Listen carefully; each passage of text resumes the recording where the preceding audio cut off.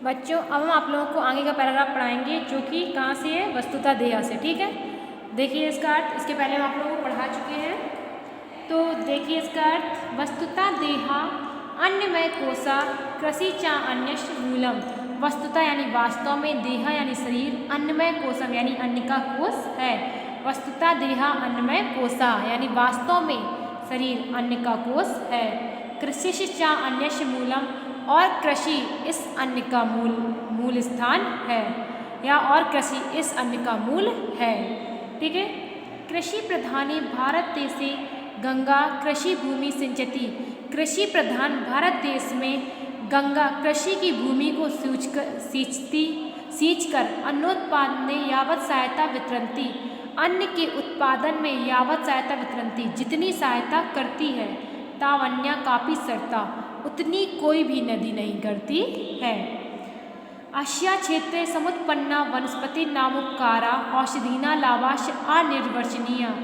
इस क्षेत्र में उत्पन्न वनस्पतियों और औषधियों के लाभ अवर्णनीय हैं।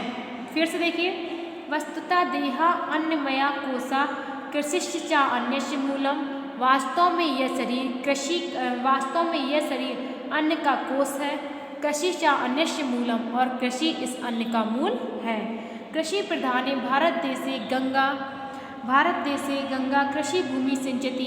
कृषि प्रधान इस भारत देश में गंगा कृषि की भूमि को सींचकर अन्नोत्पादने यावत सहायम वितरती। अन्न के उत्पादन में जितनी सहायता करती है, तावन्या काफी सरता, उतना कोई भी नदी नहीं करती है। अस्या क्षेत्रे समुत्पन्ना वनस्पति नामोपकारा औषधिया लाभांश अनिर्वचनीय। इस क्षेत्र में उत्पन्न वनस्पतियों और औषधियों के लाभ अवर्णनीय हैं। ठीक है, आगे देखिए, गंगाया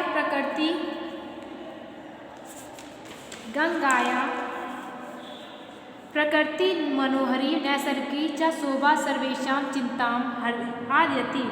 यानी गंगाया प्रकृति मनोहर, यानी गंगा की प्रकृति से मनोहर और प्राकृतिक शोभा, नैसर्गिक यानी कि प्राकृतिक शोभा, सर्वेषां चित्ताम हृदयति, सभी के हृदयों को जीत लेती है, या सभी के चित्त को, हृदय को प्रसन्न कर देती है। हृदय हारिणी माम्बु छटाम दर्श दर्श मना मुग्धा भवति। हृदय हारिणी मम्बु छटाम यानी हृदय को हरने वाली पानी की छटा को देख देख कर मन मुग्ध हो जाता है, या मन मुग्ध होता है। तटवर्तना दर्शनीय स्थानाम शोभा द्रष्टुम देशीया विदेशीयाश्च पर्यटका नित्य मीमांस सेवन्ते। तटवर्तना यानी कि तटवर्ती दर्शनीय स्थानों में किरणों और चंद्रमा की रश्मियों से जल की शोभा अत्यधिक बढ़ जाती है। अरे सॉरी, ये लाइन थोड़ा गड़बड़ होगी। देखिए, हृदय हारणी मम्बू छटा दर्शन दर्शन मना मुग्धम भवति, यानी हृदय को हरने वाली पानी की छटा को देख देख कर मन मुग्ध होता है। तटवर्तना दर्शनीय स्थानानाम शोभा द्रष्टुम देशीय विदेशीय पर्यटका नित्य मीमांस सेवन्ते। तटवर्ती दर्शनीय स्थानों की शोभा को देखने के लिए, देखने के लिए देश और विदेश से पर्यटक नित्य इसका सेवन करते हैं। नित्य मीमांस सेवन्ते यानी नित्य इसका सेवन करते हैं। दिवाकर किरणे निशाकर रश्मिविष्ट जलस्य शोभा निर्ताम वर्धते। सूर्य की किरणें और प्रकाश, चंद्रमा की रश्मियों से जल की शोभा, यानी दिवाकर किरणें यानी सूर्य की किरणों से, निशाकर रश्मि विशिष्ट और चंद्रमा की रश्मियों से जल से शोभा नित्राम वर्धते, जल की शोभा नित्य बढ़ जाती है। गंगाया कूले हरिद्वारे प्रयागे कायाश्च घट्टेषु जल सौंदर्या मुहुर्मुहा विचमाणा जना अनिर्वचनीय सुखम शांति चानुभवन्ति। गंगा के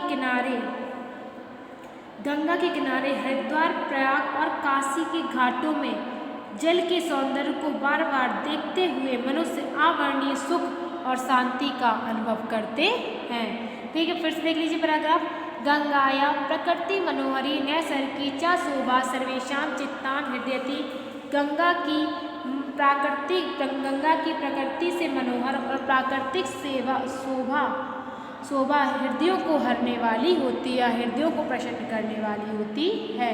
हृदय हारिणी मम्बु छटाम दर्श दर्श मना मुग्धा भवती, मन को हरने वाली पानी की छटा को देख देख कर मन मुग्ध होता है।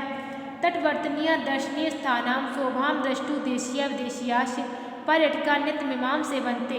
तटों के तटवर्ती स्थान देखने योग्य स्थानों की शोभा को दृष्टुमिश देखने के लिए देश और विदेश से यात्री नित्य इसकी सेवा करते हैं।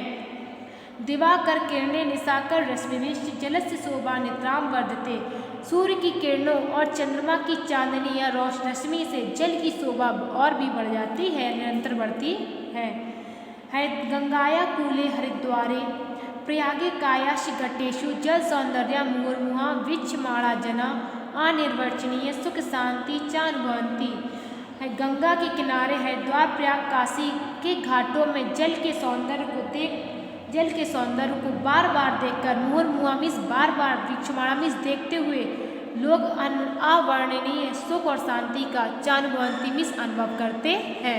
ठीक है, तो आज हम आप लोगों को बस इतना ही पढ़ाएंगे और इसके आगे हम आप लोगों को आज दिखा रहे हैं निबंध। ठीक है, आपके संस्कृत ग्रामर में यानी संस्कृत व्याकरण में एक भी निबंध नहीं लिखवाए गए हैं, तो आपका कोर्स तो कंप्लीट हो गया। तो आपको क्या करना है कि आधी कॉपी से कम जहाँ से आप लोगों के अनुवाद समाप्त हुए हैं उसके बाद से आप लोगों को कम से कम 25 पेज छोड़ देने हैं। ठीक है, 25 नहीं तो 20 पेज तो बिल्कुल छोड़ देने हैं। 20 पेज छोड़ के पेज फोल्ड करके आपको निबंध लिखना है। ठीक है, ध्यान रखना है कि कहाँ से जहाँ से आपके अनुवाद कंप्लीट हुए हैं उसके बाद से आपको 20 पेज छोड़ देना है। फिर उसके बाद आप लोगों को एक पेज फोल्ड करना है, उसमें डालना है निबंध। और आज हम आप लोगों को निबंध लिखवा रहे हैं। देखिए, सबसे पहला निबंध है आपका। ठीक है, पहला निबंध है आपका विद्या। सबसे पहले विद्या का निबंध।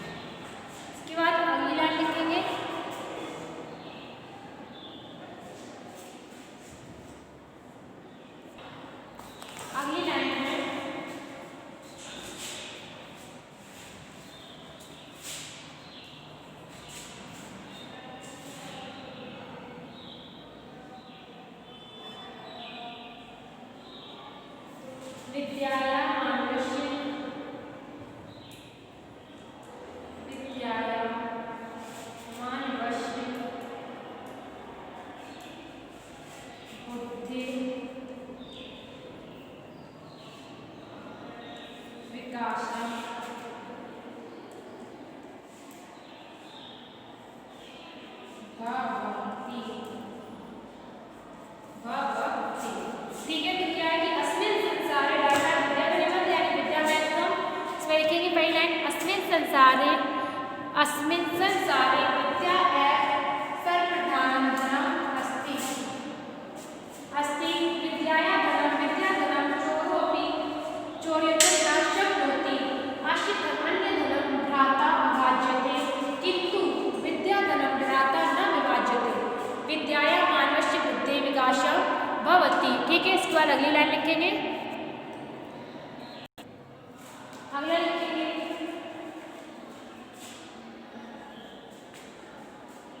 विद्या बहुविधा भवन्ति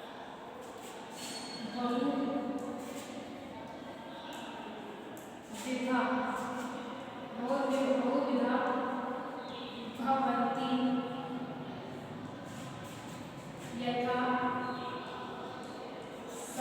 साहित्यं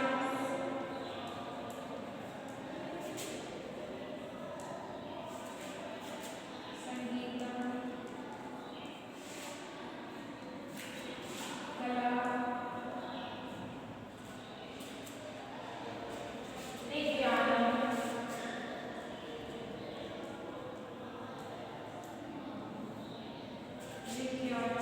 कला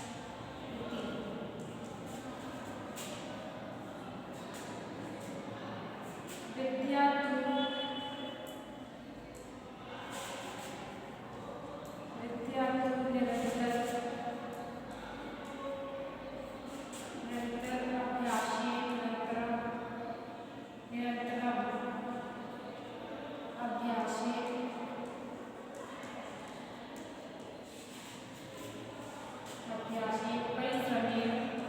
विद्या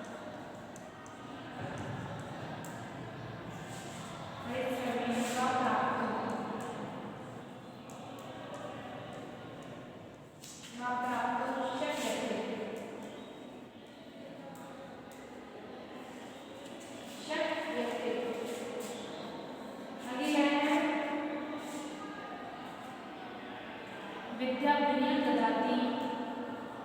विद्या विनयं ददाति। विद्याया कोशं विद्याया कोशा आदति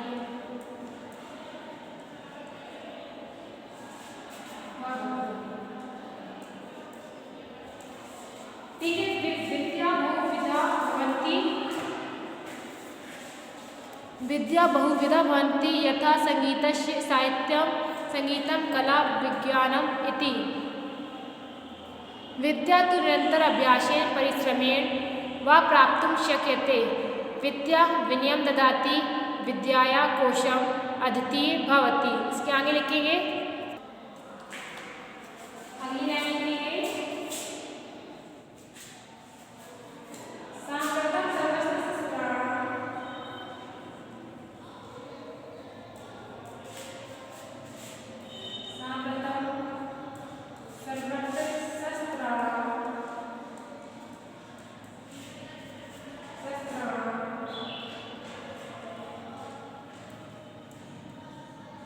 वर्धते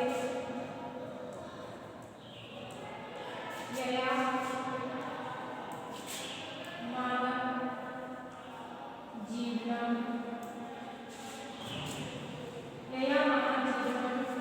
संकटापत्रं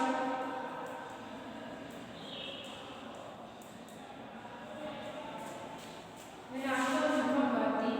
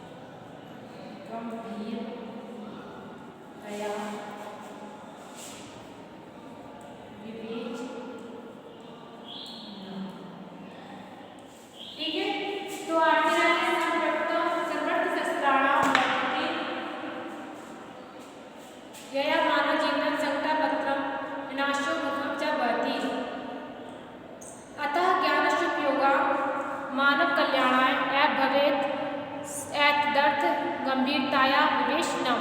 ठीक है, अब इसके बाद लिखेंगे ब्लैक पेन से एक नीचे श्लोक लिखना है,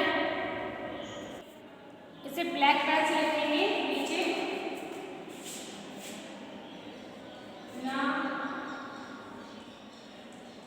चौरहार्य ना चौरहार नाचा नाचा राजहार्य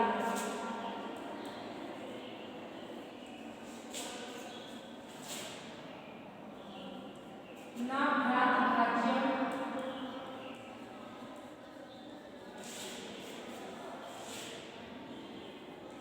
ना च भारकारी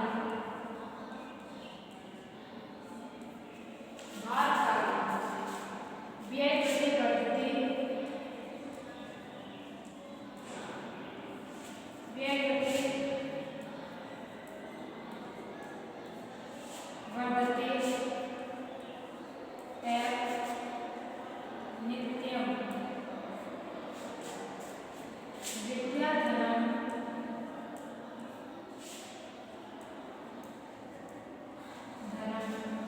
सर्वधनम प्रधानम। विद्याधनम सर्वधनम प्रधानम। ठीक है, तो ये ब्लैक पेन से लिखना है ना चौरहार ना चौराहार ना भ्रात भाज्यम ना च भारकारी व्यय कृते वर्धते न चौरहार न च राजहार न भ्रात भाज्यम न च भारकारी व्यय कृते वर्धते एव नित्यम विद्याधनम सर्वधनम प्रधानम।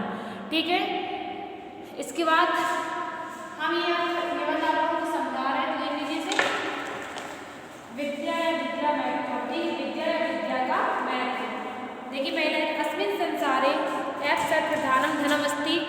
अस्मिन् संसारे इस संसार में विद्या यानी विद्या ही सर्वप्रधानम धनमस्ति सभी धनों का प्रधान है। विद्या धनम चोरोपि चोरितुम न शक्नोति विद्या धन को चोर के द्वारा चुराया नहीं जा सकता है। अन्य धनम भ्राताम विभाजते किंतु विद्या धनम भ्राताम न विभाजते। अन्य धनम यानी दूसरे धन को भाइयों में बांटा जा सकता है, लेकिन विद्या धन को भाइयों में बांटा नहीं जा सकता है। विद्याया मानवस्य बुद्धि विकासम भवति विद्या से मनुष्य की बुद्धि का विकास होता है। विद्या बहुविधा भवन्ति विद्या बहुमुखी प्रतिभा की धनी होती है या बहुमुखी प्रतिभा वाली होती है। यथा जैसे कि साहित्य संगीत कला विज्ञान इति जैसे कि साहित्य संगीत कला और विज्ञान। ठीक है, विद्या तो निरंतर अभ्यासेन परिश्रमेण व प्राप्तुं शक्यते विद्या को निरंतर अभ्यास और परिश्रम से प्राप्त किया जा सकता है। विद्या विनम ददाति विद्या विनय को देती है। विद्याया कोशा अद्वितीय भवति और विद्या का कोश जो होता है अद्वितीय होता है। सांप्रतम सर्वत्र शस्त्राणाम स्पर्धा बढ़ते इस समय सभी ओर शस्त्रों की स्पर्धा यानी कि प्रतियोगिता बढ़ रही है। यह जैसे जिससे मानव जीवन संकट पत्रम विनाशो मुखम च भवति जिससे मानव के जीवन में संकट उत्पन्न हो रहे हैं और जो विनाश की ओर उन्मुख होते हैं। संकट उत्पन्न हो रहे हैं जिससे विनाश भी बढ़ रहा है। अतः ज्ञानस्य उपयोगिया मानव कल्याण भवेत् अतः ज्ञान का उपयोग मानव के कल्याण के लिए होना चाहिए। एतद् गंभीरताया विवेचनीयम् इसके लिए गंभीरता से विचार करना चाहिए। श्लोक देखिए, न चौरहार्य न राजहार्य न चोर के द्वारा चुराई जा सकती है न राजा के द्वारा हरी जा सकती है। न भ्रात भाज्यम न भारकारी न तो भाई में बांटी जा सकती है न ही दोस्तों को बंधुओं को दी जा सकती है। व्यय कृते वर्धते एवं नित्यम इसे नित्य जितना खर्च करोगे या व्यय करोगे उतनी ही बढ़ती है। विद्या धनम सर्वधनम प्रधानम विद्या का जो धन होता है वो सभी धनों का प्रधान होता